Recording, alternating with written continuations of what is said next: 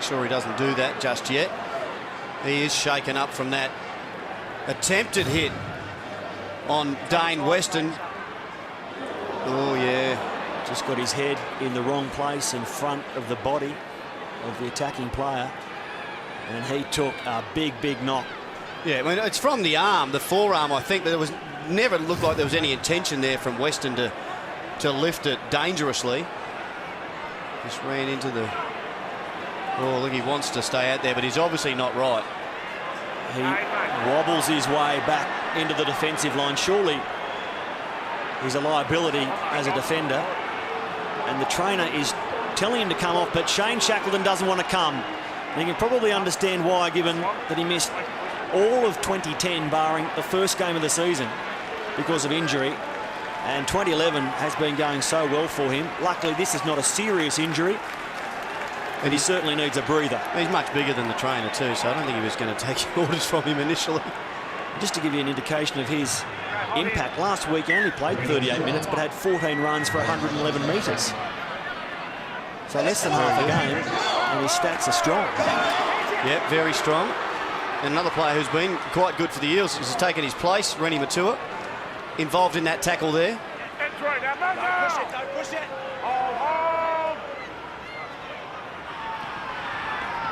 Here's Weston again. He's been prominent since coming off the bench. Walsh kicks from inside the 40, looking for a 40-20. It was headed that way. But back there to clean up, Luke Burt. He knew the danger. Now he has to stay in the field of play. He offloads. Curling around to clean up is Jared Hayne. Well, Luke Burt took a big risk, but gets a marvellous outcome. And Hayne did well as well. He went in to actually help out Burt to stop him getting dragged over the sideline, and then cleaned up the scraps with the offload. Once again, a first tackle penalty has been conceded by the Panthers. Listen very carefully. You're close to going to the bin. You go back there and take control of yourself. Luke. Okay. Mate, that's 4 in a row in the ruck, okay? All right? He's trying to play the ball. Travis has pulled him back down. Let's get control of this, right? The ruck area, get control of it. Well, Alan Shortall in no mood to mess around tonight. He gave Luke Walsh a very stern warning. This was Luke Burt cleaning up what would have been a 40-20, then fearing he was going over the sideline, which he was, just tucked out the back, and Jared Hayne cleans up. What a marvellous 30 seconds for Parramatta, given what could have happened. He had to step back into the field of play as well, Hayne, so good awareness before he picked that football up. The penalty count, 4-2 in Parramatta's favour. In this possession and time in own half, those stats trying to, or starting to level out. Here's Luke Burt getting the ball away. Wasili, only one to beat. He hurdles and crosses. Etuate Wasili celebrates a go-ahead try, but we will check it upstairs with Phil Cooley. Jennings and Simmons, he throws the ball. Well, he does. He wants to get it to his outside man, but it always looked like it was going to be a bit iffy with Simmons between them. Straight to Wasili. I didn't see anything wrong with that. And Phil Cooley says the same thing. Luke Burt above 80% again this season. So reliable off the tee. And another exhibition right there. 12-6 to Parramatta after they trailed 6-0. It's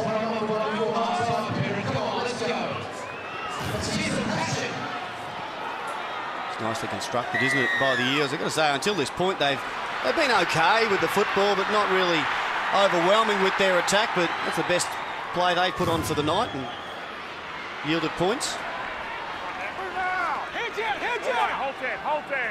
Wasili called into the lineup with that shuffle to the back line that many predicted. Hayne to 5/8. Burt into the fullback role, Wasili onto the wing.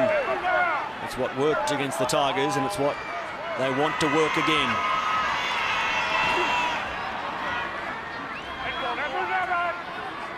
All good with his second hit up in this set after the try.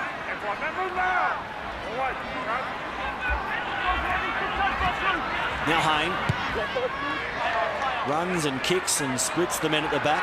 Adrian Purtell again fields one down around the ankles. It is monstered by 3 chasers.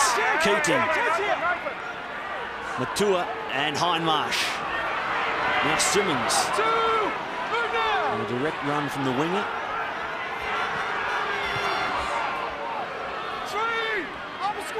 This is Grant. And Brad Tye. Well, they decided to try to work over the back of the ruck there, in behind to play the ball there. That's 4 in a row that the Panthers have taken up there. It's got them to the halfway, and they have got the Parramatta Eels on the back foot. Walsh kicks back across his body. Wasili fields it. Runs into Simmons with Jennings down low.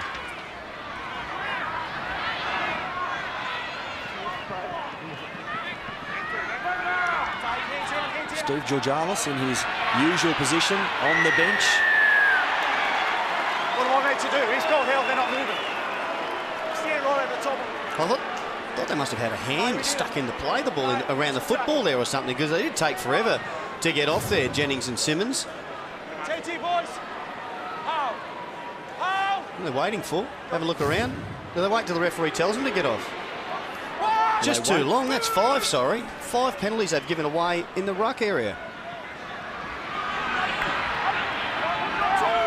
Now Hindmarsh.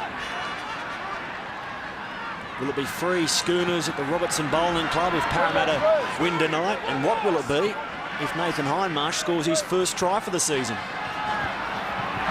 Here's Matua. 300 games, 58 tries. It's the best, close enough to an average of a try every 5 games, but he's got none in 16 through 2011, Nathan Hindmarsh. Wouldn't the Eels love to see him over tonight? Now a kick from Burt, which will come down just short and up again.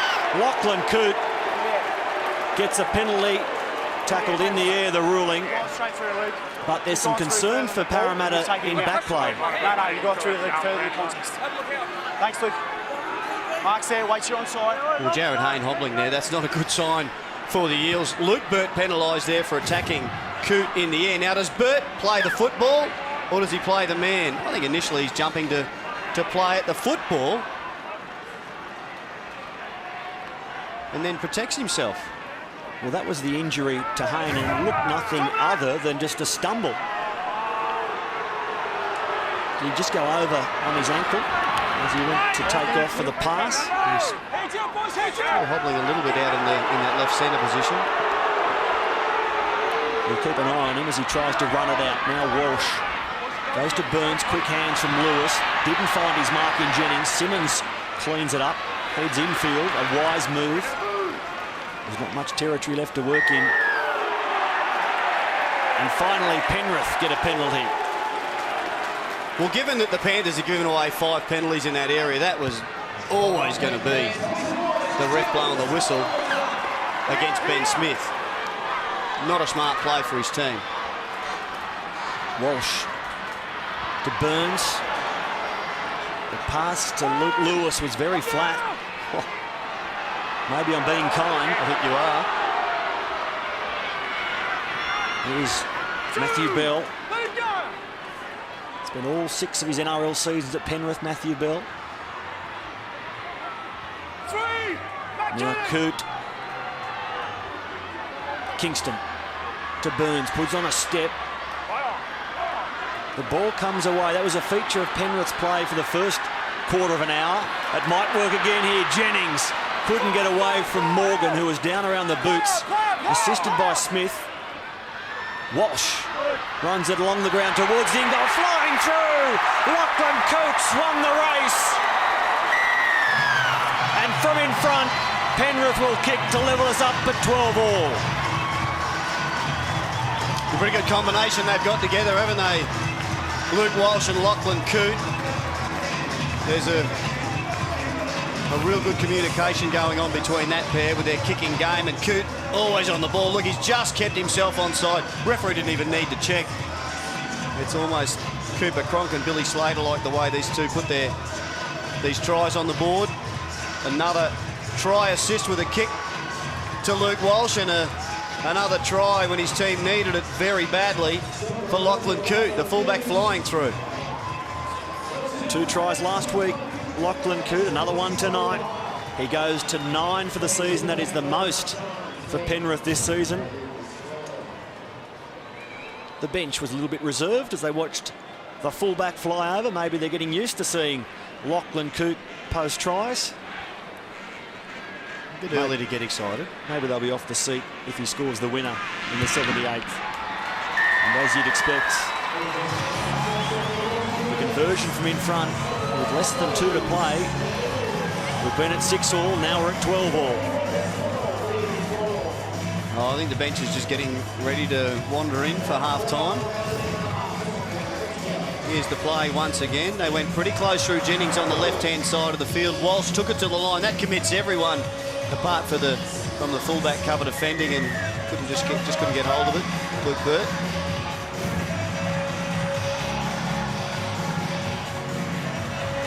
.30 tries now in 49 NRL appearances for Lachlan Coote. He'll celebrate 50 next week, barring injury.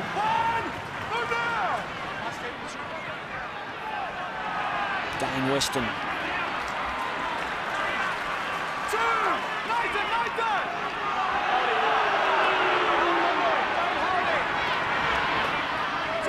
Now Matthew Bell, the crowd was booing Nathan Hindmarsh. They thought he was too slow up. You can't penalise Nathan Hindmarsh in game 300. Just wondering if they think about a field goal here, if they get far enough up here. What's Luke Walsh thinking? He's on the right-hand side of the park, maybe just a little chip over the top. It's the last now. He goes high instead. Coming forward, Luke Burt, who went up, didn't come down with it. The ball went backwards, and Wasili is forced to do the clean-up work. And that is good work of those Parramatta players to get back and help Luke Burt. It was always going to be a difficult one to catch with so many Penrith players coming through. A nice high one there from Luke Walsh. Gave them all a chance.